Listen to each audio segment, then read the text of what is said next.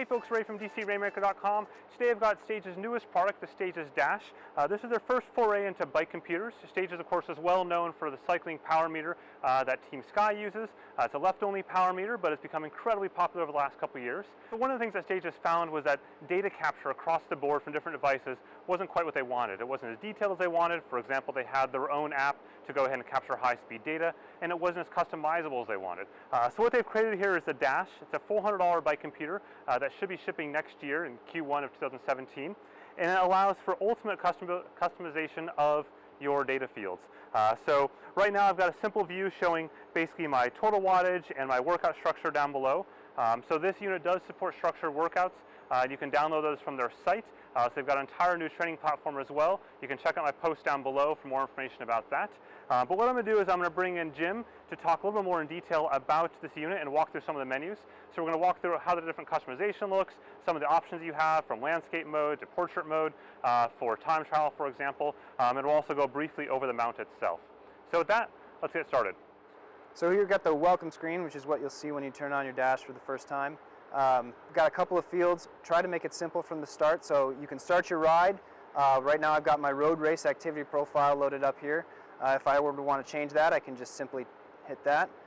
Lots of different activity profiles are all customizable. It obviously comes with preset activity profiles that, regarding whatever sensors that you have, it will populate the right profiles, and then you'll get a good start there. But as you'll see in a little bit, everything is customizable on Dash, which we think is probably the most important part.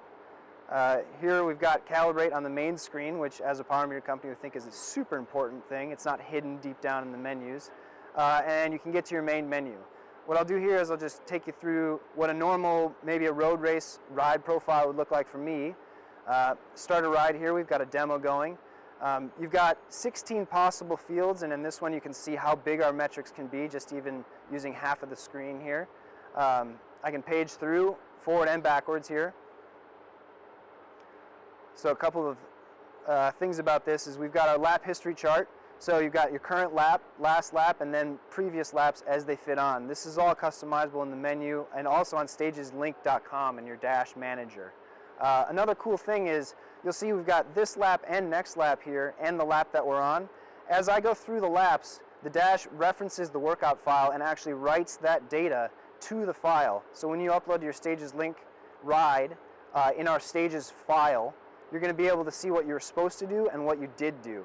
So that's going to be a brand new level of workout breakdown that you'll be able to do on Link. You'll see later that Link is really focused on training in zones, and so on here you'll get a lot of zone information. Let's see here. Another look at your workouts is a workout field here where you've got a target wattage, the amount of lap that you're supposed to be doing, and an RPM for this one. So here you see two things about the Dash. We've got a portrait setup, so this would be something that I might ride in time trial. I may have it mounted over here if we had a time trial bike with us.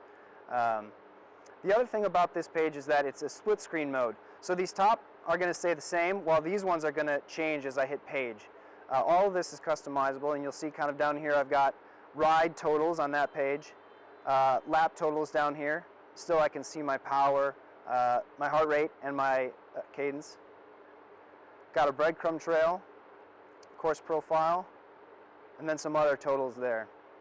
All right, so here I'm going to show you a demo of how it's easy. We make it easy on Stage's Dash to edit fields. Everything here is a little overwhelming, but this is the most amount of fields that you can have, which is 16. I'm going to show you how to make kind of a cool layout with almost no effort here. I'm just going to go through and navigate to this field here where I've got my 3-second average. So when I select any field in Dash, I get a field-specific menu. So right now I could access the main menu, change the category of which this is.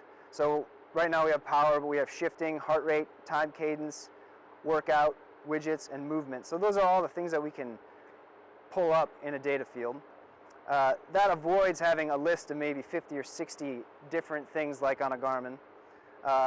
Once I've selected my category, I can pick which metric of that category I want to use. So normalized power, balance, power zone, any of these things you see here. In this example, I'm going to change the field size. So when I select that, I get a preview of what the actual page looks like and the options to edit this field. So if I just make width a little bit larger and height larger, and I exit that, now I've edited this page to look the way I want to. So pairing a sensor to dash is just this easy. When I hit Find Sensors, it comes up with a proximity search for Bluetooth and ANT sensors, as well as the option to manually enter an ANT ID. And any sensor that I've paired to any activity profile on the dash shows up at the end.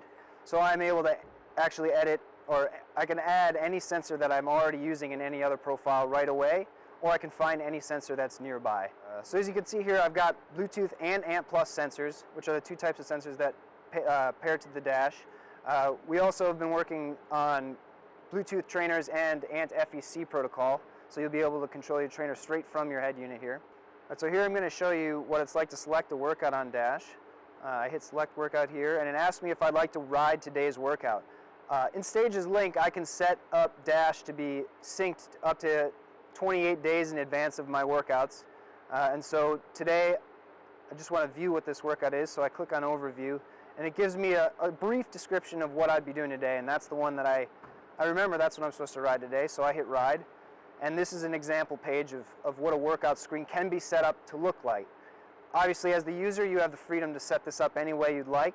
This one I've set up to show me my 3-second average power, which is super important, my target wattage for this lap, the amount of time for this lap, and my cadence. Okay, so that's just a quick overview of the Stages Dash. Now, as I mentioned earlier, it's $399. It's going to be shipping in Q1 of next year. So when we look at the price, kind of the comparative landscape, you have something like the Wahoo Element and the Edge 520, both of that $320 to $300 price point. This is a bit higher than that. In some ways, when you look at the price of this, you're kind of talking more like the SRM PC8, which is obviously almost twice the price as this, and has a very small amount of number of features of this here. But this is more specialized when you talk about customization. So it doesn't necessarily have the graphical wow of something like the Edge 520 or even the Edge 1000 or the 820, but it is more about the data behind it and the customization and having that experience that's focused on data. It'll be really interesting to see over the next few months and the next year when they ship as to how they react to some of the different features on the market, for example, Strava Live segments, and to see what the demand is there. If you look at how it compares to the Wahoo Element, it's very similar. They both control trainers. As of right now, the Element only controls the Wahoo Kicker, so it doesn't quite control additional trainers like ANT Plus FEC trainers. So that is definitely an advantage of this over other units. If you compare it to the Garmin, for example, this supports ANT Plus as well as Bluetooth Smart sensors, whereas Garmin only supports ANT Plus across the board. On the flip side, the Garmin does support a broader range of ANT Plus sensors like radar and VariVision and things like that. So it's really going to come down to what you're looking for in the head unit. If you're looking for pure data, this is probably a better bet. If you're looking for something that's going to include more features like finding rides as you're out in the middle of nowhere, then maybe you might want to go towards the Garmin Edge series. With that, thanks for watching. Go and whack that like button down below, as well as that subscribe button. That'll keep you up to date for all the latest sports technology goodness. September is going to be a very big month for that. And then, of course, into the holiday buying season as well, plenty more products to come out. And then definitely hit that link down below for more information on the Stages Dash, as well as the Stages Link site and all the latest Stages news from today. Thanks for watching.